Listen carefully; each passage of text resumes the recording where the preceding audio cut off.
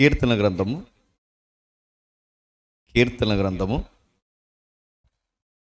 88వ కీర్తన.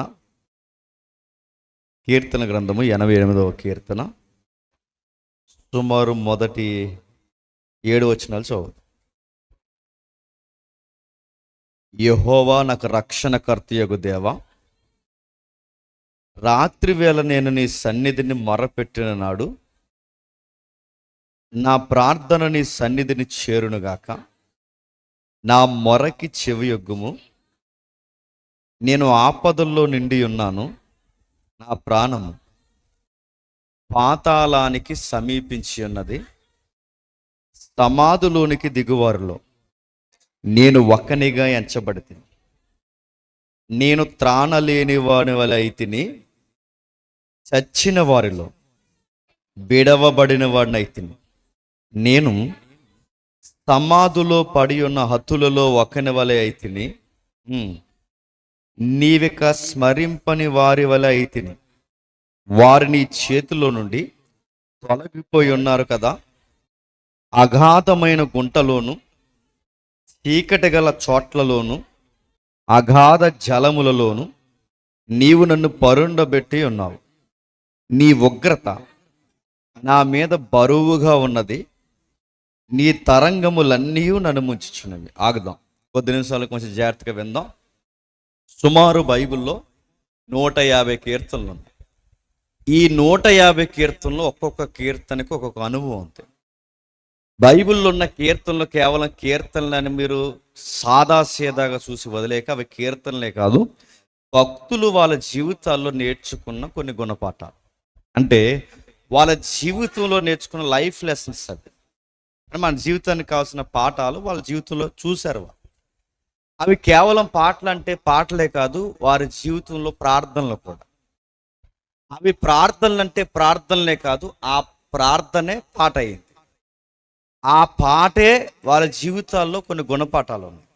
అలాంటి అనేకమైన పాఠాలలో లేదా పాటలలో 150 పాఠాలు ఉంటే లేదా 150 పాటలు ఉంటే అందులో ఒక పాట ఈ కీర్తన. అయితే కొంచెం జాగ్రత్తగా విందాం. ఏంటి కీర్తన అంటే బైబిల్లో చాలా విషాదకరమైన కీర్తనలు ఉంటాయి. విషాదకరమైనదంటే తెలుసుగా, కన్నీళ్లతో నిండిపోయిన కీర్తన. అలాంటి కన్నీళ్లతో నిండిపోయిన కీర్తనలో ఆ వరుసలో నిలబడి ప్రథమ స్థానానికి వచ్చేది ఏదైనా ఉంది అంటే ఈ సాంగ్ కూడా ఉందంట. ఏముంది ఈ కీర్తన అంటే, ఆ కీర్తనకారుడు ఎవరైతే ఉన్నాడో ఆయన అంటున్నాడు, యెహోవా నా రక్షణకర్తయగు దేవా. అంటే దాని అర్థం ఏంటి?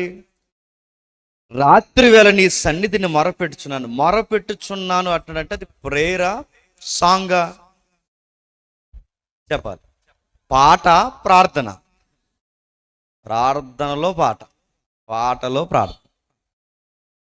అందుకే బైబిల్ సాంగ్స్ ఎప్పుడు ఎవర్ గ్రీన్ సాంగ్స్ అని ఎందుకంటారంటే వాళ్ళు ప్రేయర్ఫుల్ లైఫ్నే సాంగ్స్గా పెట్టారు. ఈరోజు పాటలన్నీ దడదడ సాంగ్లు అన్నీ ఇప్పుడు చూసారా. లాస్ట్లో ఇప్పుడు పాటలు ఏంటంటే, ఇప్పుడు వర్షిప్ సాంగ్స్ అంటే పాటలు అంటే ఏమీ లేదంటే ఇప్పుడు మనం మరి నైట్ మీటింగ్ జరిగినప్పుడు మరి మ్యూజిక్ కొట్టుకోలు వచ్చేట్లేదు నాకు తెలియదు, కానీ నా లాస్ట్లో ఈ వర్షిప్ ఏం చేస్తారంటే ఏం చేయరు, లాస్ట్లో మ్యూజిక్ పెంచేస్తారు. ఈ పాడైన కుదిరింగా పాట ఏం చేస్తారంటే స్తుతి స్తుతి స్తుతి స్తుతి స్తుతి స్తుతి అని ఆ ప్యాడ్ ఆయన దగ్గరికి వెళ్ళాడు. కొట్టు స్తుతి స్తుతి స్తుతి అంటే ఆ ప్యాడ్ ఆయన తెక్కలేసిపోయి కొట్టుకో అన్నాడంట. స్తుతి కదా స్తుతి, మీకు అర్థమవుతుందా? ఏంటి పాట అంటే స్తుతి అయిపోదు, ఆరాధన అంటే ఆరాధన అయిపోదు. మరి ఏంటి ఆరాధన స్తుతి అంటే? ఇదిగో వీళ్ళు రాస్తారు చూడండి, యెహోవా నా రక్షణకర్తవు నువ్వు, రాత్రులు ప్రతి రాత్రి నీకు నేను మొరపెడుతున్నాను. ఏకోదీశం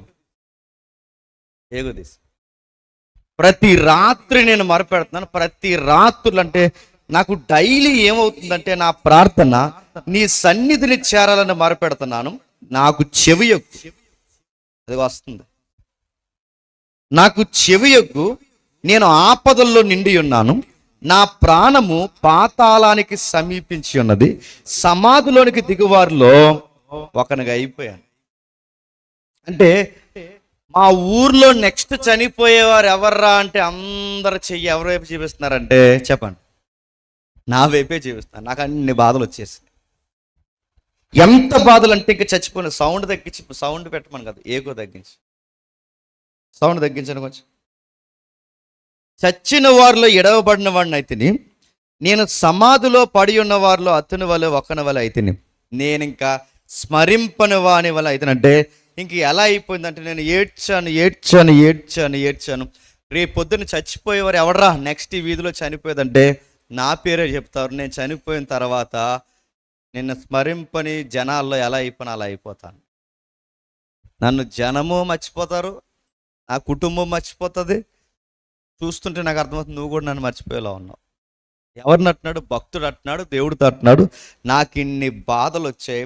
చివరికి 9వ వచనంలో, బాధ చేత నా కన్ను క్షీణించుచున్నది. అంటే ఏడిస్తే బాగా వినండి, ఎక్కువ ఏడిస్తే ఏమవుద్ది? కళ్ళు పాడవుతాయి. ఎక్కువ ఏడిస్తే ఏమవుద్ది? ఈ కళ్ళు కింద వలయాలు వస్తాయి. ఇంకా బాగా ఏడ్చేలాగా నలిపేస్తే రెటీనా కూడా ప్రాబ్లం వస్తుంది. అందుకే ఆ ఏడ్చి నా కన్నులు మసకబారిపోతున్నాయి. నేను నీ వైపు చేతులు ఇచ్చి చాపుచున్నాను. మృతులకు అద్భుతాలు చేస్తావంటే నేను చచ్చిపోయిన తర్వాత మళ్ళీ నన్ను ఏమైనా లేపుతావా? పోనీ నేను చనిపోయిన తర్వాత నా జీవితంలో ఏమైనా అద్భుతాలు చేస్తావంటే, ఇక చనిపోయే జీవితం నేర్పి నా జీవితంలో ఇంకా అద్భుతాలు ఏంటి? ఏదైనా అద్భుతం చేస్తే నేను బతుకుండగానే అద్భుతం చేయి.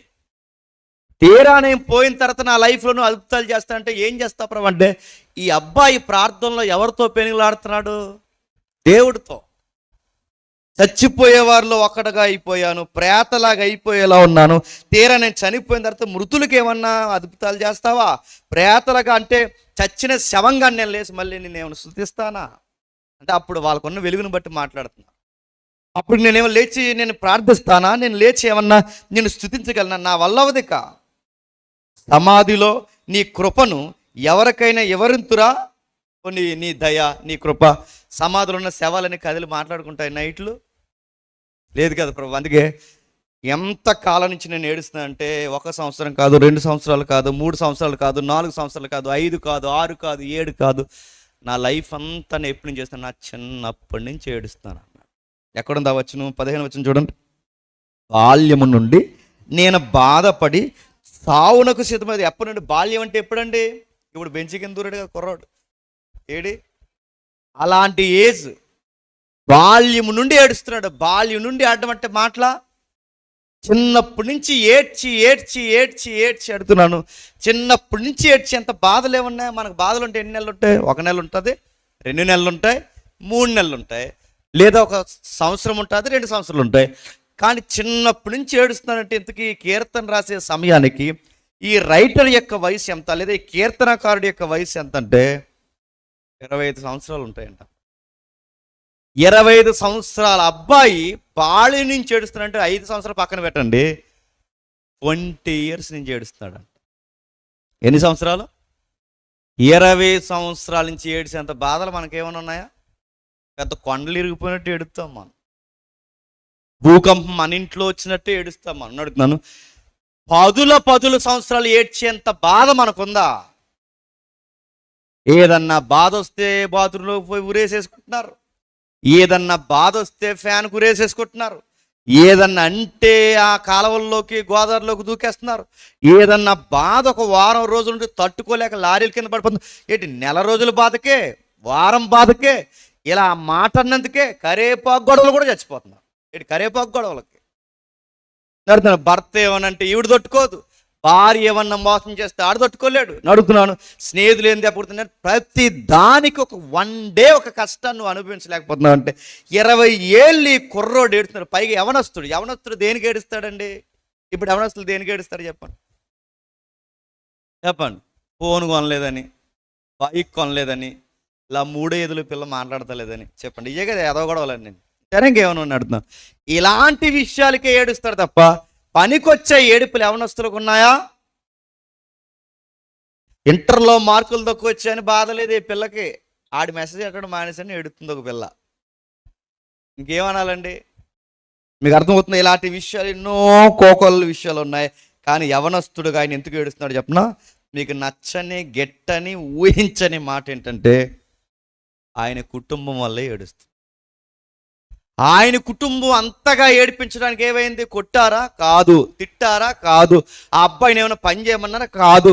మరి ఎందుకు ఏడుస్తారంటే తలకాయలు తిరగలేకపోతే, మళ్ళీ చెప్తున్నాను, ఇంట్లో ఉన్న పెద్దలు, అమ్మ కానీ, నాన్న కానీ, తాతయ్య కానీ, పెద్దలకి తలకాయలు స్థిరం లేకపోతే, పెద్దలకి బుద్ధి లేకపోతే ఆ ప్రభావం ఎవరి మీద పడుతుంది తెలుసా? పిల్లల మీద పడుతుంది.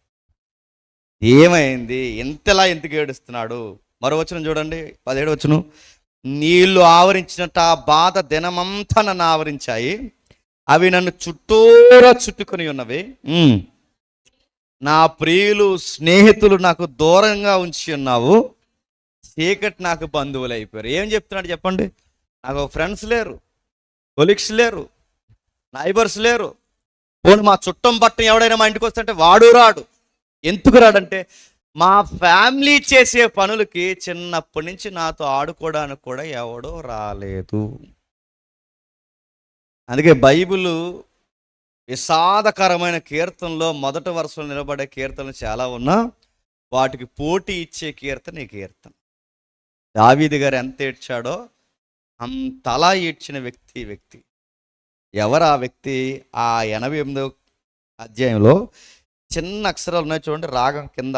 యెజ్రెయీయుడైన హేమాను రచించిన దైవజ్ఞానం. అంటే ఈ రైటర్ పేరు, ఈ ఏడుస్తున్న వ్యక్తి పేరు లేదా అబ్బాయి పేరు ఏం పేరు అంటే హేమాన్. అందుకే ఈ కీర్తన ఏమంటారంటే ఇది ఒక వేదన కీర్తన, ఇది ఒక కన్నీటి కీర్తన, ఇది ఒక కన్నీటి లోయ. ఏడుస్తున్నాడు. ఎందుకు ఏడుస్తున్నాడో తెలియాలంటే ఈ అబ్బాయి యొక్క ఫ్యామిలీ ఏంటో ఒకసారి మనం తెలుసుకుందాం. త్వరగా ముగిద్దాం, మీ ఫ్రూట్స్ సరిగిపోతుంది అని నాకు అర్థమవుతుంది. త్వరగా ముగిద్దాం. మొదటి దినవృత్తాంతాల గ్రంథం అందరూ తీయండి, ఎంత బాగుంటుందో ఒకసారి. మొదటి దినవృత్తాంతాల గ్రంథం 6వ అధ్యాయం, మొదటి దినవృత్తాంతాల గ్రంథం 6వ అధ్యాయం 33వ వచనం నుండి. ఈ ప్రకారము తమ కుమారులతో కలిపి కనిపెట్టుచున్నవారు ఎవరనగా కహతీల కుమారులో గాయకుడగు హేమాన్. ఇప్పుడు ప్రశ్న, కొన్ని విషయాల కొరకు లేవి గోత్రికులు కనిపెడుతున్నారు. దైవికమైన పరిచర్యలో దేవుని యొక్క ఆజ్ఞలు కనిపెడుతున్న టైంలో అక్కడ హేమాను కోసం మాట్లాడితే ఏమంటున్నాడంటే, ఈ ప్రకారం తమ కుమారులతో అంటే ఎవరంటే లేవీలు కనిపెట్టుచున్నవారు ఎవరనగా కహతీల కుమారుల్లో గాయకుడగు హేమాన్. కహతీలు అంటే ఎవరంటే అదొక క్యాస్ట్ అనుకోకండి. ఈ క్యాస్ట్ మన దగ్గర ఎడుతుంది తప్ప ఇంకెక్కడ ఉండదు. ఇది కులం కూడెట్టదు కానీ చెప్పండి గొడవ పెడుతుంది. అయితే ఆ కహతీలు అంటే ఎవరంటే 12 గోత్రాలు ఉన్నాయి పాత నిబంధనలో. గోత్రం అంటే మళ్ళీ క్యాస్ట్ అనకండి. గోత్రాలంటే ఆ వ్యక్తులు, ప్రధాన వ్యక్తులు పుట్టిన రూబేను, సిమియోను, ఆ వ్యక్తుల్ని గోత్రం అంటారు. ప్రధాన పురుషుల పేర్లు గోత్రాలు అనమాట. ఆ గోత్రాల్లో లేవి గోత్రం ఉంది చూసారా? ఆ లేవి గోత్రం అంటే లేవికి పిల్లలు పుడితే ఆ పిల్లల నుంచి వచ్చిన వంశాలు ఉంటాయి చూసారా? ఆ వంశాలు అంటే లేవీల వంశాల్లో ఒక వంశమే కహతీలు. మీకు అర్థమైన చూడండి, ముందుకెళ్ళే కానీ అర్థమవుతుంది. అయితే ఈ కహతీలు ఎవరైతున్నారు అంటే ఈయన ఒక మాటలో చెప్పాలంటే వీళ్ళు ఎవరి కుటుంబం ఈ అబ్బాయి అంటే ఒక దైవజనుల కుటుంబం. ఈ ఎవరి కుటుంబం అంటే దేవుడిని ఎరిగిన కుటుంబం. ఈ కుటుంబం ఎవరి తాలూకు ఈ అబ్బాయి అంటే ఒక మాట చెప్పుకోవాలంటే ఒక పూజారుల కుటుంబం, ఒక పూజారి వ్యవస్థల కుటుంబంలో పుట్టిన ఈ అబ్బాయికి తెల్లారితే దేవుడితో పెనుగులాడి ఈ కుటుంబాల్లో ఎంత బాధ ఏముందంటే ఇంకా రాస్తున్నాడు. మీరు చూడండి, అతని అబ్బాయి కోసం కహతీల కుమారుల్లో గాయకుడు అంటే ఈయన పాటలు పాడతాడు, అలాగే చెప్పండి పాటలు రాస్తాడు, పాటలు పాడతాడు, పాటలు రాస్తాడు. ఇంకా ఈయన క్వాలిఫికేషన్ ఏముందంటే మీరు ఇంటికి మరలా ఒకసారి మొదటి దినవృత్తాంతం 25వ అధ్యాయం రండి ఒకసారి. 25వ అధ్యాయం 5వ వచనం. వీరందరూ 25వ అధ్యాయం 5వ వచనం.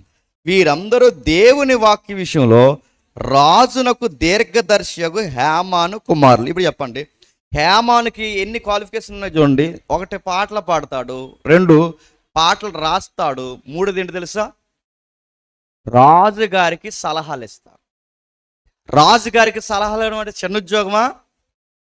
ఒక ముఖ్యమంత్రికి సరి అయిన సలహాదారులు లేకపోతే ఆ ప్రభుత్వం ఏమవుతుంది చెప్పండి? గొప్ప కూలిపోతుంది. ఒక ప్రధానమంత్రికి సరి అయిన క్యాబినెట్లో ఉన్న మంత్రులు సరి అయిన సలహాదారులు లేకపోతే ఏమవుతుంది చెప్పండి? గొప్ప కూలిపోతుంది. అంటే మంత్రులు, రాజులు సరిగ్గా పరిపాలించాలన్నా సలహాదారులు ఉండాలి, అలాగే ముఖ్యమంత్రులు పరిపాలించాలన్నా సలహాదారులు ఉండాలి, ప్రధానమంత్రి సరిగ్గా పరిపాలించాలని సలహాదారులు ఉండాలి. ఇప్పుడు రాజుకు దీర్ఘదర్శి అంటే నెక్స్ట్ ఎలాంటి నిర్ణయం తీసుకోవాలో, ఎలాంటి విపత్తులు రాబోతున్నాయో ఇప్పుడు తీసుకోవాల్సిన నిర్ణయాల కోసం ముందస్తు విషయాలు ముందుగా చేరవేసే వాళ్ళే దీర్ఘదర్శి. అంటే ఈయన గాయకుడు, నెక్స్ట్ పాటలు రాస్తాడు, నెక్స్ట్ దీర్ఘదర్శి అంటే రాజుగారికి సలహాలు ఇచ్చేంత డీరెస్ట్ క్లోజెస్ట్ పర్సన్ అనమాట, గవర్నమెంట్ మనిషి ఆయన. అలాంటి ఆయన మీరు జాగ్రత్తగా చూస్తే, అలాంటి ఆయన మనకు చెబుతున్న విషయాలు ఏంటో తెలుసా? గొప్ప బాధలు వచ్చేసినాయి. పైగా ఈయనకున్న మరొక క్వాలిఫికేషన్ ఏంటంటే ఇంకా అదిరిపోయే ఒక విషయం ఉంది. అది 6వ అధ్యాయం 33 వచ్చిన చూడండి. మొదటి వృత్తాంతాల గ్రంథం 6వ అధ్యాయం 33 వచ్చును. కహాతీల కుమారులో గాయకుడు యామాను, ఇతడు ఎవరండి? ఇంకా క్లియర్ ఇన్ఫర్మేషన్ కావాలంటే సమూయేలు కుమారుడు యోవేలుకు పుట్టినాడు. సమూయేలు గారు కొడుకుంటే ఆ కొడుకు ఎవరు చెప్పండి? ఏమన్ అంటే సమూయేలు గారికి ఏమవుతాడు? మనవడు అవుతాడు. ఇప్పుడు చెప్పండి, సమూయేలు గారు మనవడు ఎంత ఎలా ఏడుస్తున్నాడంటే అని అడుగుతున్నాను. సమూయేలు గారు మనవడు ఆడటం ఏంటండి? అసలు సమూయేలు గారు వస్తేనే చాలా కుటుంబాలు బాగుపడిపోయినాయి కదా. సమూయేలు ప్రవక్త తెలుసుగా, సమూయేలు పుట్టక ముందు వరకు దేశం ఏడిసింది, సంఘం ఏడిసింది, సంసారాలు ఏడిసాయి. సమూయేలు వచ్చిన తర్వాత దేశం బాగుపడింది, సమూయేలు వచ్చిన తర్వాత సంసారాలు బాగుపడ్డాయి, సమూయేలు గారు వచ్చిన తర్వాత సంఘం బాగుపడింది. ఏలి కొడుకులు వాళ్ళ పరారైపోయారు, సంఘాలన్నీ బాగుపడ్డాయి. కానీ గమ్మత్తు ఏంటి తెలుసా? అన్నీ బాగుపడిన పరిస్థితుల్లో ఇతనికి ఏమైంది? మన తెలుగులో సామెత ఉంటుంది, పేరు గొప్ప చెప్పండి, అలా అయిపోయింది దీని బతుకు. తాతయ్య పేరు చెప్తే చాలా గొప్ప, కానీ అబ్బాయి బతుకు చూస్తే మాత్రం చాలా ఏడుపు. ఎంత ఏడుపు ఎందుకు వచ్చిందంటే కారణాల్లో ఒక కారణం ఏంటి చెప్పనా? వాళ్ళ నాన్న ఉన్నాడు, వాళ్ళ నాన్న పేరు ఏం పేరు చెప్పండి?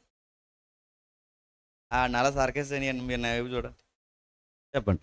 వాళ్ళ నాన్న పేరు ఏం పేరు చెప్పండి? చెప్పాలి, అక్కడ చూసి చెప్పండి. సమూయేలు గారు తాతయ్య. సమూయేలు కొడుకు ఎవరు? ఇక్కడ పెద్ద కొడుకు యోవేలు. యోవేలు అంటే వీళ్ళ నాన్నగారు యోవేలు. మీకు అర్థమవుతుందిగా? అంటే సమూయేలు గారికి 2 కొడుకులు ఉన్నారు. ఈ 2 కొడుకులు తలపోటు పనులు చేశారు. ఏం చేశారు అర్థం కావాలంటే ఒక్కసారి మొదటి సమూయేలు గ్రంథం రండి.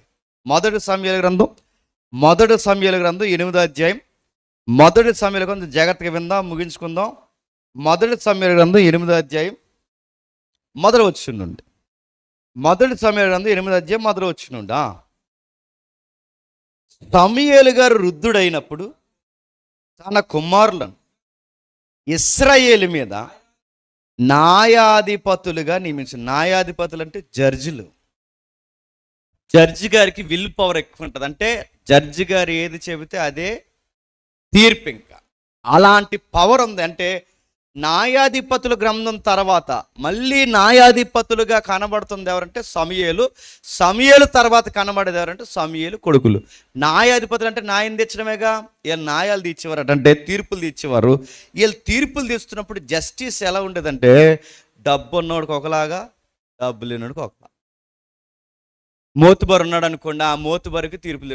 నేను నా చిన్నప్పటి నుంచి చూశానండి, దొంగ తీర్పులు తీర్చిన ప్రతి మోతుబరి వాడు ఎండ్ ఆఫ్ లైఫ్ అంటే చచ్చిపోయే చివరి రోజు పురుగులట్టు చచ్చిపోయారు. ఆ ఊర్లో చెప్తున్నాను నేను గొడవలు. నేను చూసిన ప్రతి మోతుబరి దొంగ తీర్పులు తీర్చినాడు ఎవడో బాగుపడలేదు, వాడు కొడుకులు బాగుపడలేదు, వాడు పోయేటప్పుడు ఏమీ పట్టుకెళ్ళిపోలేదు. అమాయకుల్ని పేదోళ్ళని ఏడిపించిన ప్రతి మోతుబరి మట్టి కలిసేటప్పుడు ఎముకలు కుళ్ళుబడి చచ్చిపోయారు. నేను నిజంగా చూసినే చెప్తున్నాను. ఆ రోజు కూడా అన్యాయపు తీర్పులు తీరుస్తారట. ఎవరో కాదు, ప్రవక్త కొడుకులు. ఆ ప్రవక్త ఎవరంటే సమూయేలు గారు. సమూయేలు గారు అంటే దేశాన్ని బాగు చేస్తున్నాడు, సంసారం బాగు చేస్తున్నాడు, సంఘాలను బాగు చేస్తున్నాడు.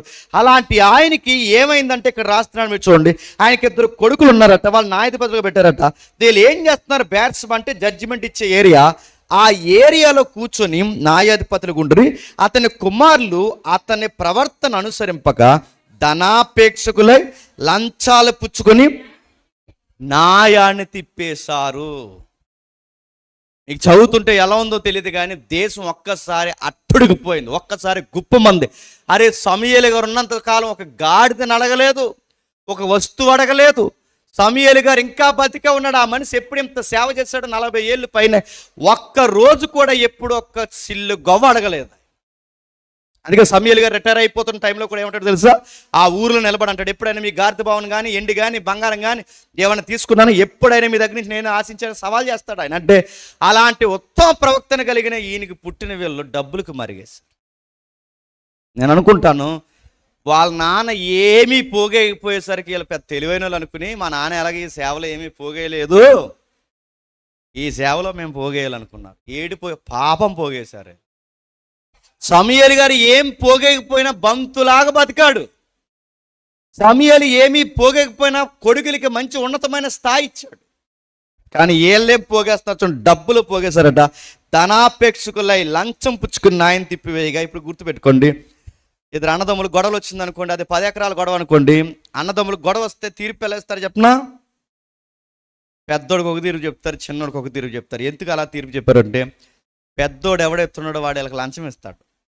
ఆ లంచం ఇచ్చినప్పుడు ఇలాగా అందరూ మూతబర్ల మధ్య కూర్చోబెట్టి, ఎరా ఇదిగో నువ్వు చిన్నోడు కనుక నీకు 2 ఎకరాలు రా, ఆడు పెద్దోడు గడికాడికి 8 ఎకరాలు అంటే, అదేంటి సార్ సగం సగం విడదీయాలి కానీ నాకు 2 అడిగేటంటే, రే ఎవడరా మీలో పెద్దోడు అంటే మా అన్నయ్య అంటే, పెద్దోడు కాబట్టి 8, చిన్నోడు కాబట్టి 2 అనగానే ఆ తీర్పులు ఎలా ఉన్నాయండి? దొంగ తీర్పులన్నీ, పనికిమాల తీర్పులన్నీ. ఇలాంటి తీర్పులన్నీ ఇచ్చి సేవను, న్యాయాన్ని, ఆయన ఉన్నతమైన స్థాయిని అడ్డుపెట్టుకుని ఇలా ధనానికి తిప్పేస్తుంటే కుటుంబాలు ఏడ్చాయట. ఎంత ఏడ్చాయి అక్కడ రాస్తున్నాడు చూడండి 5వ వచనంలో. చిత్తగించుము సమూయేలు, నీవు వృద్ధుడవు, నీ కుమారులు నీ వంటి ప్రవర్తన గలవారు కారు గనక సకల జనుల మర్యాద చొప్పున మాకు రాజు కావాలి. ప్రజలు మాకు రాజు కావాలని అడగడం తప్పే, కానీ ఆ ప్రజలు మాకు రాజు కావాలని అడగడానికి ముఖ్యమైన కారణం ఏంటి చెప్పిన? సమూయేలు కుటుంబం. సమూయేలు కుటుంబం తిన్నంగుంటే ఏమడగరు? రాజు కావాలని. అంటే ప్రజల్లో ఇలాంటి మార్పు, వ్యతిరేకత, విప్లవం రావడానికి తిరం లేని కొడుకులు పుట్టారు. తిరం కాదు, స్వార్థపరులు పుట్టారు. జనాల్లో విప్లవం వచ్చేసింది. ఏమన్నారు? మాకు రాజు కావాలి. ఒక రాజకీయ శబ్దం వచ్చింది బయటికి, మాకు రాజు కావాలి. ఎందుకు మాకు రాజు కావాలంటే, నువ్వే నీలాగే నీ కొడుకులుంటే మా నోట ఏం రాదో తెలుసా? మాకు రాజు అంటే నీ ప్రవర్తన వంటి ప్రవర్తన నీ కొడుకులకి లేదు. అంటే అన్ని కుటుంబాలు వీళ్ళిద్దరి కోసం దేశంలో మాట్లాడుకుంటున్నాయా లేదా? ఏమని మాట్లాడుకుంటే, ఈ మాట అంటున్నాను ఏమనుకోకండి, అనుకున్నాం పర్లేదు, ఇది వాస్తవం అనాలి. లేదా ఆ గ్రావిటీ మీకు తెలియదు. ఈ ఎదవలు వచ్చిన తర్వాత దేశం పాడైపోయిందని తిట్టుకోండి. ఈ ఎదవలు వచ్చిన తర్వాత దొంగ తీర్పులు, లంచాలకి మరిగారు. వీళ్ళు ఎక్కిన తర్వాత ఈ జడ్జిమెంట్ పీఠ మీద కూర్చున్న కాంచి ఎంత అమ్మేస్తున్నారు సేవను. వీళ్ళ వల్ల మొత్తం అని అందరు తిట్టుకుంటుంటే, అన్యాయం తీర్పులు తీర్చబడి అన్యాయానికి గురైన కుటుంబం యజమాని ఇంటికి పోయి ఏడిచినప్పుడు, ఆ ఇంట్లో ఉన్న పెద్దోడు ఏడుస్తున్నప్పుడు ఆ ఇంట్లో ఉన్న పిల్లలు చూస్తారు, చూడరు. మా నాన్న ఎందుకు ఏడుస్తున్నాడు? భర్త ఏడుస్తుంటే భర్తతో పాటు భార్య ఏడుస్తుంది, ఏడుస్తారు. భార్య భర్తలు ఇద్దరు ఏడుస్తుంటే వీళ్ళిద్దరు ఏడుపులు పిల్లలు చూస్తారు, చూడరా? చూస్తారు. ఎందుకు ఏడుస్తారంటే, ఈ పిల్లలు గుర్తుపెట్టుకోండి, మన పిల్లలకి ఏమీ తెలదనుకుంటాం కానీ వాళ్ళన్నీ చూసారు కానీ అర్థమవుతాయి. ఆ చూసి ఏడిచినప్పుడు వాళ్ళకి మైండ్లో ఫిక్స్ అయిపోయారు. అంటే చెప్పిన, మా అమ్మ నాన్న ఏడవడానికి కారణం ఎవరంటే యామానుగడ వాళ్ళ నాన్న అని. మాట మీకు అర్థమవుతున్నాయి? యామానుగడ వాళ్ళ నాన్న, వాళ్ళ బాబాయ్, వీళ్ళిద్దరి వల్లే మా అమ్మ నాన్న ఏడుతుందని అనుకునుండ్రా. ఊహించండి, అనుకునుండ్రా. అందుకనట మా అమ్మ నాన్న ఏడడానికి యామానుగడ వాళ్ళ నాన్న వాళ్ళ చిన్న అనే కారణం కనుక ఆడుతూ ఎవడు ఆడుకోకండి రా. బాల్యం నుంచి ఏడుస్తారట. అబ్బాయితో ఎవరో స్నేహం ఎందుకు చేయట్లేదు? మా అమ్మ ఏడుస్తుంది నీ వల్లే, మా నాన్న ఏడుస్తుంది నీ వల్లే. పిల్లలు ఇవన్నీ గుర్తెట్టుకోరా? సరిగ్గా ఆడుకునే టైంలో ఎత్తుతారండి ఇవన్నీ, ఈ పెద్ద పెద్ద విషయాలన్నీ. చిన్నప్పుడు వాళ్ళకి ఏం తెలదనుకుంటాం. అందుకే కొంతమంది చూడండి, ఇంట్లో ఆడుకున్నప్పుడు రే అక్కడికి వెళ్ళొద్దానా అంటే అప్పుడు చెప్తాడు, వీడు ఎవరు మా అమ్మ నీతో ఆడుకోవద్దు అందరు అంటే, మీ అమ్మ పెద్ద గయ్యాలి గంపంట, ఆడుకోవద్దని చెప్పి. ఆ ఇంట్లో ఏమంటారో బయటికి వెళ్ళి చెప్తారా చెప్పరా? మీరు గుర్తుపెట్టుకోండి, ఈ తండ్రి తమ్ముళ్ళు అంటే తండ్రి చిన్నాన్న చేసిన పనుల యొక్క ప్రభావం ఏమి ఎరగనా కుర్రోడి మీద పడిందా లేదా? ముఖ్యమైన సంగతులు చెప్పి నేను ముగిస్తాను. పిల్లలు పుట్టకముందు ఎలా ఉన్నామో తెలియదు కానీ, పిల్లలు పుట్టిన తర్వాత సంపాదించే 10 రూపాయల్లో కూడా యథార్థత ఉండాలి. నువ్వు ఎలా సంపాదించావు మీ పిల్లలు చూడరనుకుంటున్నావా? నువ్వు ఎలా గొడవాడతావు వాళ్ళు చూడరనుకుంటున్నావా? నువ్వు ఎవరెవరితో మాట్లాడుతున్నావు వాళ్ళు చూడరనుకుంటున్నావా? నువ్వు ఎక్కడెక్కడ ఏ టైంకి ఏది దాచి తెస్తున్నావు చూడరనుకుంటున్నావా? అన్నీ చూస్తారు వాళ్ళు. ఖచ్చితంగా వాళ్ళకి తెలిస్తే అందుకని అంటున్నాను, తల్లి సేని మేస్తే బిడ్డ గట్టును మేయదు, మేస్తుందా? అది సేలోకి దిగుతారు. తల్లి బూతులు మాట్లాడితే పిల్లలు పద్యాలు మాట్లాడతారా? వాళ్ళ బూతులే మాట్లాడతారు. తండ్రి తాగుబోతైతే కొడుకు పద్యాలు చెబుతాడా? ఆడు నువ్వు సారా తాగావు, ఇడు బ్యాందీ తాగుతాడు. నువ్వు బ్యాందీ తాగితే ఆడు బీరు తాగుతాడు. అడుగుతున్నాను, చెయ్యరా? తలకాయలు చేసిన పనులు ఖచ్చితంగా తోకలు చేస్తాయి. మీరు గమనించండి, ఈ అబ్బాయి ముందు పెద్ద టాస్కే ఉంది. తాతయ్య పేరు చూస్తే చాలా గొప్ప, నాన్న పేరు చూస్తే ఊరంతా తిట్టుకునే పనికి మాలిన పేరు. తాతయ్యని ఫాలో అవ్వాలా, నాన్న ఫాలో? ఆ ఏడుపులో చిన్నప్పటి నుంచి ఏడిసి పాటలు రాశాడు. ఏంటి ప్రభా నా లైఫ్ ఏంటి, నాకేం అర్థం అవ్వట్లేదు. తాతయ్య ఇచ్చిన సేవను, లెగసీని కంటిన్యూ చేయాల్సిన నేను మా నాన్న చేసిన పనికి ఒక్క చుట్టం మా ఇంటికి రాడు, ఒక్క స్నేహితుడు మా ఇంటికి రాడు, ఒక్కడు నాతో ఆడుకున్నాడు. నాకు స్నేహితులు ఎవరైనా ఉంటే చీకటి తప్ప ఇంకేముంది? గదిలో ఏడ్చి గదే నాకు స్నేహం అయిపోయింది. నా బతుకేటి నాకు అర్థం కావట్లేదని ఏడ్చాడు. ఎంత ఏడవాళ్ళు ఏడ్చాడు. అందరూ ఆ అబ్బాయిని తిట్టుకోవడం మొదలు. అందుకే నేను చెప్తున్నాను, చాలామంది పెద్దవారు పనికిమాల గొడవల్లోకి సర్రం దూరేస్తారు. మన విలేజుల్లో దూరేస్తారు కదండి. ఆడాడు గొడవ పెట్టుకుంటే మధ్యలో నీకు ఎందుకు? ఆడాడు రోడ్డు మీద గొడవ పెట్టుకుని వీళ్ళు లుంగీ బైక్ కట్టుకుని వెళ్ళిపోతాడు. లుంగీ బైక్ కట్టుకుని నువ్వు ఎందుకు వెళ్ళిపోతున్నారా? నేను అడుగుతున్నాను. ఆడాడు గొడవ పెట్టుకుని నువ్వు మధ్యలోకి వెళ్ళిపోతావు లుంగీ బైక్ కట్టుకుని. ఆడిని గింట ఆడు నిన్ను కొట్టినా, నిన్ను ఆడు కొట్టినా, ప్రతి పనికిమాల గొడవలో దూరితే, నీ పొరపాటున ఏదైనా ఎఫ్ఐఆర్ పడితే, నిన్ను పోలీసులు తీసుకెళ్ళిపోతే ఆ ప్రభావం ఎవరి మీద పడుతుంది? పిల్లల మీద పడదా? మీ నాన్న పోలీసులు తీసుకుపోయారు అంటారు. ఇలా ఆడుకునేటప్పుడు వీళ్ళకి పనా పాట? సరిగ్గా ఆడుకునేటప్పుడు ఆ విషయాలు ఎత్తుతారు. ఈ మాట అంటున్నాను ఏమనుకోకండి, అనుకున్నా పర్లేదు, కొంచెం గుండెల్లో పెట్టుకో. మీ అమ్మ వాళ్ళతో మాట్లాడుతుందంట కదరా అంటారు, తెలుసా పిల్లలు? మీ నాన్న లేనప్పుడు ఎవరితోనో ఫోన్ ఇవన్నీ పిల్లలు అంటారు, మాట్లాడతారు, చూస్తారు. అందుకే ఒకప్పుడు పెద్దోళ్ళు గొడవనప్పుడే పిల్లల లోపలికి వెళ్ళి ఆగానేవారు. ఇప్పుడు సంకనేసుకుని ఆడేస్తున్నారు గొడవ, భార్యాభర్తలు ఇద్దరు. ఒకప్పుడు పిల్లలు ఉంటే ఆగానేవారు. మా ఇంట్లో కూడా తలపడి కూడా ఉండవా? మేము దేవదూతలం ఏంటి, మాకు ఉంటాయి ఉండవా? మా ఆవిడ అప్పుడప్పుడు నాకు తెక్కలేసిపోయి మాట్లాడుతుంది. ఆ టైంలో మా పెద్ద పాప అలా చూస్తుంటుంది. ఆగు, ఆ పిల్లలు లోపలికి వెళ్ళాక ఇప్పుడు డ్యాన్సే మాట్లాడదాం. వాళ్ళు చూస్తారు, ఖచ్చితంగా చూస్తారు. కొట్టను కానీ ఆ పిల్ల ముందు కేకలేసిన ఆ పిల్ల అన్నీ గమనిస్తుంది. ఆ మాట మీకు అర్థమవుతున్నాయి? చిన్న పిల్లలకి 2 years 3 years వచ్చినాయి అంటే వాళ్ళకి అర్థమవుతాయి. కొన్నిసార్లు ఎంత కోపం ఉన్నా వాళ్ళ ముందు మనం బిగించేసుకోవాలి. అందుకే పిల్లలకి ముందు అంటారు, ఈ ప్రభావం ఆ పిల్లల మీద పడిందట. ఏడ్చాడు, చిన్నప్పటి నుంచి ఏడ్చాడు. ఏం చేయాలో అర్థం కాని పరిస్థితి. కానీ గమ్మత్తని చెప్పనా, ఒకరోజు ఏడుస్తావు, 2 రోజులు ఏడుస్తావు, 3 రోజులు ఏడుస్తావు. నీ ఏడుపు నీ చుట్టాలు చూస్తారు లేదో నాకు తెలియదు కానీ, నీ ఏడుపు నీ స్నేహితులు చూస్తారు లేదు తెలియదు కానీ, నీ ఏడుపు ఎవరెవరో చూస్తారు లేదో నాకు తెలియదు కానీ, నీ ఏడుపు నీ నమ్మదగని దేవుడు చూశాడు. ఎంతకాలం తర్వాత చూసా ప్రభు అంటే 20 సంవత్సరాల తర్వాత చూసా. అప్పుడే ఎందుకు చూసావంటే దేవుడికి ఎప్పుడు చూసి ఎప్పుడు సమాధానం ఇవ్వాలో తెలుసు. అంతకుముందు సమాధానం ఇచ్చిన ఆయన కార్యాలకు సరిగ్గా కుదరవు కానీ, ఎప్పుడు సమాధానం ఇచ్చారు? సరిగ్గా వయసు వచ్చాక సమాధానం ఇచ్చారు. ఎక్కడ, ఎలా? ఒకసారి మీరు చూడండి, ముగిద్దాం. మొదటి దినవృత్తాంతాల గ్రంథం 5వ అధ్యాయం, క్షమించండి 25వ అధ్యాయం 5వ వచనం. మొదటి దినవృత్తాంతాల గ్రంథం 25వ అధ్యాయం 5వ వచనం చదవండి. మొదటి దినవృత్తాంతాల గ్రంథం 25వ అధ్యాయం ఇందాక తీసిందే 5వ వచనం. వీరందరూ దేవుని వాక్య విషయంలో రాజునకు దీర్ఘదర్శియగు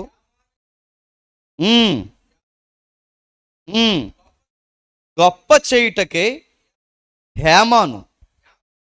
యామానుకు 14 కుమారులను 3 కుమార్తెలను. బాగా వినండి, అక్కడ ఎంత బాగుంది చూడండి.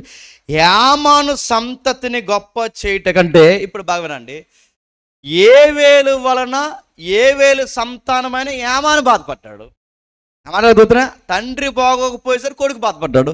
ఇక్కడ యామాను తండ్రిగా బాగుండేసరికి యామానుని బట్టి చెప్పండి, తన తర్వాత తరమైన సంతానాన్ని దీవించాడు. దేవుడు అంటున్నాడట, ఎట్లాగైనా సరే యామాను సంతానాన్ని గొప్ప చెయ్యాలి. చూసారా మన దేవుడు ఎలా చెప్పనా, ఎక్కడ ఏడుస్తామో అక్కడే మన నోటి నిండా నవ్వు నింపుతాడు. ఎక్కడ హేళన చేయబడ్డామో అక్కడే మనల్ని హెచ్చిస్తాడు. ఎవరు మన నాశనాన్ని కోరుకున్నారో వాళ్ళే సిగ్గుపడేంత ఉన్నతమైన స్థాయిలో మనల్ని పెడతాడు.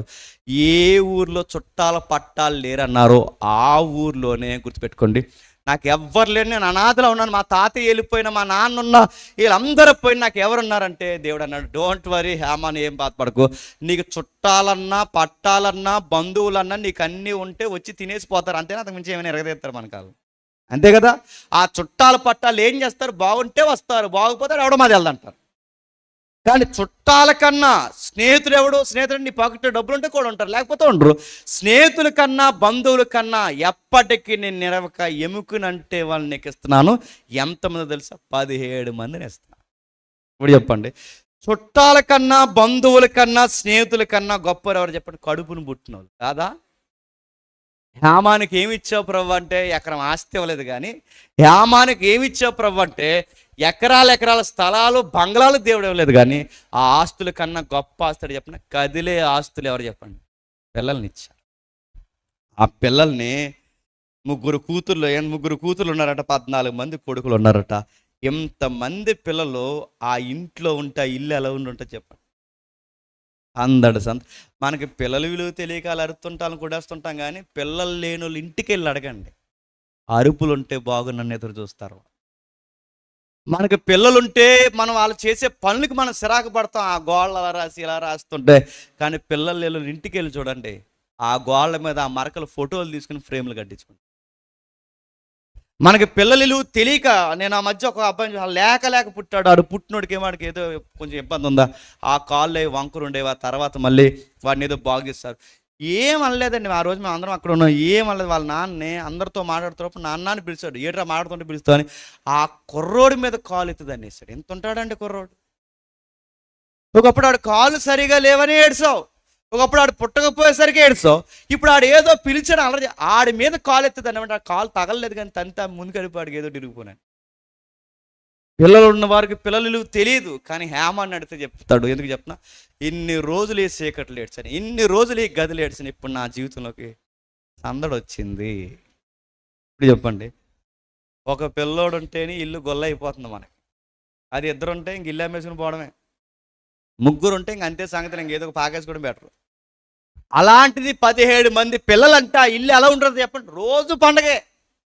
అలా పరిగెడతారు, ఎలా పరిగెడతారు, అలాగే వెళ్తారు, ఇందులో చూస్తారు, బీరోలో చూస్తారు, అందరూ చూస్తారు, ఇలా చూస్తారు, వాళ్ళందరికీ నడుతున్నారు. ఏమానికి ఎంత సందడి గుండి ఉంటుందండి.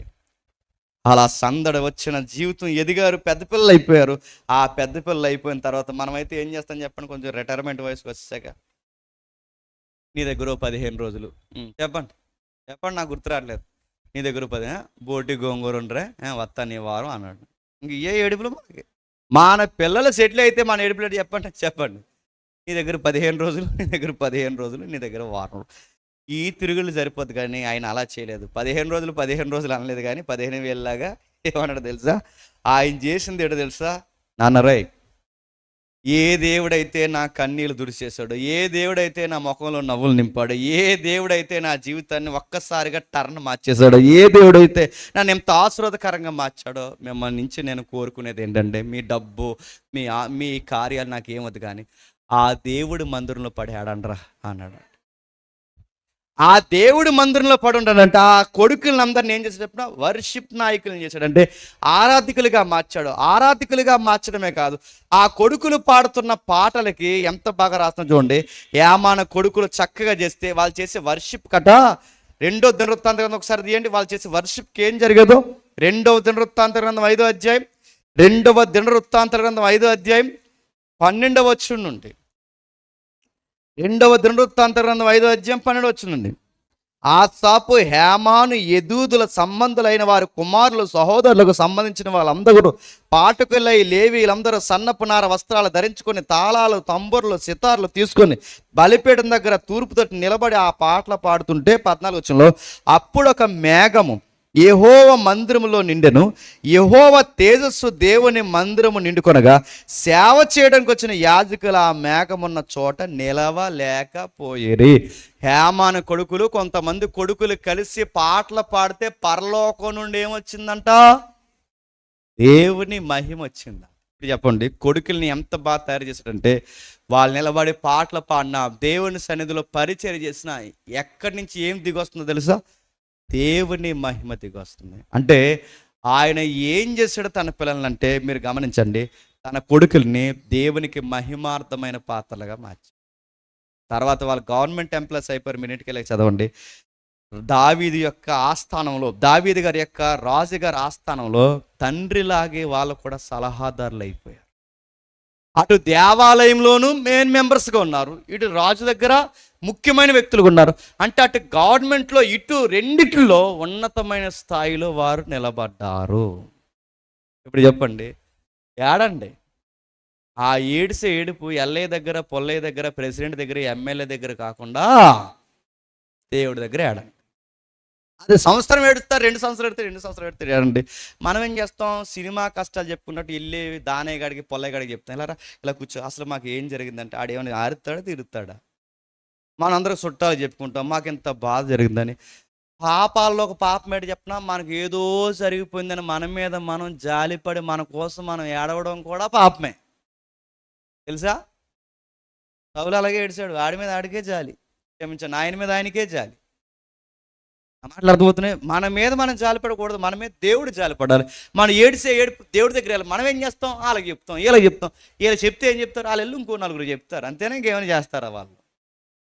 అందుకే ఎవరి దగ్గర ఏడవకండి. మన కన్నీరు ఈ లోకం విలువగా చూస్తుంది లేదో నాకు తెలియదు, కానీ మన కన్నీళ్లను కవులలో దాచుకునే ఒకే ఒక వ్యక్తి దేవుడు. గుర్తుపెట్టుకో, ఆయన దాచుకుంటాడు, ఆ కన్నీళ్ళకి జవాబిస్తాడు, బూడిదకి ప్రతిగా పూదండనిస్తాడు. ఎంత ఏడుస్తావు ఏడు, నిన్ను ఆశీర్వాదకరంగా మారుస్తావు. మీరు చెప్పనా? తాతయ్య పరువు మళ్ళీ నిలబెట్టింది ఎవరు చెప్పండి? హేమాను. తాతయ్య యొక్క లెగసీని కంటిన్యూ చేసింది ఎవరు చెప్పండి? హేమాను కొడుకులు. ఒక మాట చెప్పనా? ఈ ఒక్క మాట మీకు చెప్పి ముగించేయాలి నేను. ఈ అబ్బాయి ఇంత సక్సెస్ అవ్వడానికి కారణం ఏంటి చెప్పనా? వాళ్ళ నాన్నంత ఫ్రాడ్ అయినా, వాళ్ళ నాన్నంత దొంగ అయినా, వాళ్ళ నాన్న కోసం, వాళ్ళ చిన్నాన్న కోసం ఎక్కడ నోరిప్పి చెప్పలేదు. వయసులో ఉన్న పిల్లలు అక్కడక్కడ కనబడుతున్నాయి, మీరు గుర్తుపెట్టుకోండి. మన పేరెంట్స్, మీ అమ్మ గయ్యాల గంప అయినా, మీ నాన్న తాగుబోతు సన్నాసిగాడైనా, ఎలాంటోడైనా మీ కుటుంబం పరువు మీరు బయట మాట్లాడకూడదు. నేను నిజంగా చెప్తున్నాను. ఎందుకు అలా బయట చెప్పుకోకూడదంటే, మీరు గమనించాల్సింది, తల్లిదండ్రులను చెప్పండి సన్మానించాలి. వాళ్ళు ఎలాటోలైనా సన్మానించాలి. వాడు తాగుబోతైనా గౌరవించాలి, అమ్మ గయ్యాలైనా గౌరవించాలి. వాళ్ళ గౌరవాన్ని బయట చెప్పకూడదు. చాలామంది పిల్లలు కాలేజీకి పోయి, స్కూల్కి పోయి మాట్లాడతారు. చెప్పిన మా నాన్నకి ఏమీ తెలియదు చెప్పండి, మా అమ్మకి ఏమీ తెలియదు, అది నేనే మా ఇంట్లో సైంటిస్ట్ అని చెప్పుకుంటారు. వాళ్ళు బయటికి వెళ్ళి అలా చెప్పొచ్చా? అలా అనొచ్చా? మా అమ్మకి ఏమీ తెలియదు అలా చెప్పొచ్చా? ఇవి బయట వాళ్ళు చూస్తలేదు, దేవుడు చూస్తాడు. మీ అమ్మ నాన్న గౌరవించాలి, చూస్తారు. అందుకే వీళ్ళ నాన్న చిన్న తెలాటోలైనా ఎక్కడైనా నోరిపి చెప్పాడు. మనం ఇవన్నీ చదువుతున్నాం కాబట్టి వాళ్ళ ఇంట్లో ఏం జరిగిందో మనకు అర్థమవుతుంది, కానీ తన నోటంటూ స్వయంగా చెప్పాడా? అల్లే కాదు. మీరు చూడండి, యోసేపు కుటుంబంలో ఒక్కరు తినమైన వాళ్ళు ఉన్నారా? వాళ్ళ నాన్న సగం జీవితం లవ్ స్టోరీలతో జరిపోయింది. యోసేపు గారు నాన్నగారు యాకోబు గారు, వాళ్ళ చెల్లి లేకుండా అమ్మాయికి ఏమో ఏదో అత్యాచారం జరిగింది. వాళ్ళ అన్నయ్యనేమో పక్క ఊర్లో ఉన్న వాళ్ళందరూ నరికి పాడేస్తారు. అందరి మీద మర్డర్ కేసులు ఉన్నాయి. ఒక్కరైనా కుదురుగా ఉన్నారు. వాళ్ళ అమ్మేమో అదొక గయ్యాలి గంప, ఎవరో రాహేలం. వాళ్ళ చిన్నమ్మేమో అదో రకం. అటు వాళ్ళ నాన్నకి ఇలా ఆయనకి మధ్యలో ఇరుక్కుపోయిన ఒక అమాయకురాలు, అబ్బాయి తర్వాత ఆవిడ బెట్టింగ్ నేర్చుకుందండి. ఒక్కరైనా ఇంట్లో సరిగ్గా చెప్పేవాళ్ళు ఉన్నారా? చెప్పుకోదగ్గ వాళ్ళు ఎవ్వలేరు. కానీ ఎక్కడైనా యోసేపు వాళ్ళ ఫ్యామిలీ కోసం తక్కువ చేసి మాట్లాడా? దావీదు ఇంట్లో కూడా దావీదు గారిని సరిగా పడుచుకోరు. దావీదు గారు ఎక్కడైనా వాళ్ళ నాన్నగారిని తిట్టుకున్నాడా? మనం నేర్చుకోవాల్సింది ఏంటి చెప్పినా? పెద్దలుగా మనం నేర్చుకోవాల్సింది, మనం చేసే పనులు పిల్లల మీద పడతాయని మనం నేర్చుకోవాలి. పిల్లలకు ఉన్నవారు నేర్చుకోవాల్సిన పని ఏంటంటే, మా పెద్దోళ్ళు ఎలాటోళ్ళైనా నోరిప్పి బయట ఎక్కడా చెప్పండి చెప్పకూడదు. ఈ రెండు ఏ ఫ్యామిలీలో అయితే ఉంటాయో ఆ ఫ్యామిలీని త్వరలోనే దేవుడు చెప్పండి దీవిస్తాడు.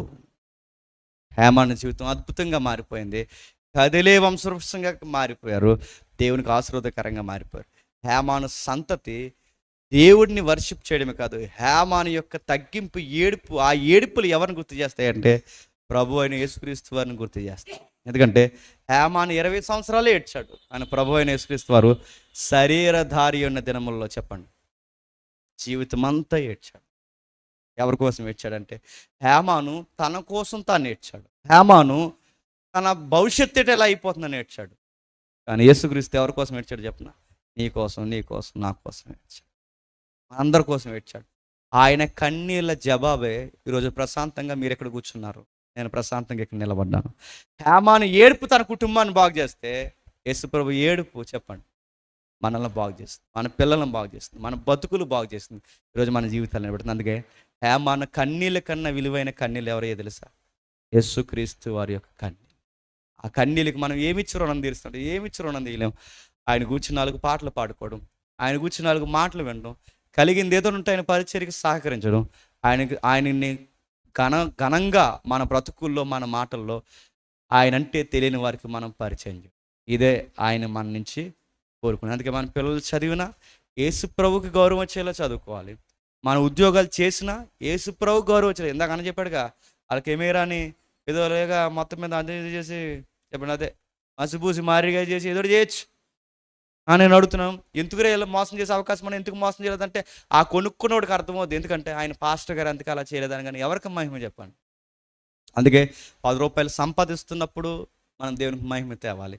మన పిల్లలు చదువుకున్నప్పుడు దేవుని మహిమ తేవాలి. మన ఉద్యోగాలు, మన పనులు, ప్రతిదీ ఏం చేసినా దేవుని ఎందుకు మనం మహిమ తేవాలి అంటే మన కొరకు రక్తం ఇచ్చాడు, ప్రాణం ఇచ్చాడు, శరీరధారి ఉన్న దినముల్లో మన కోసం ఏడ్చాడు, మరణించాడు, తిరిగి లేచాడు, మళ్ళీ వస్తా అన్నాడు.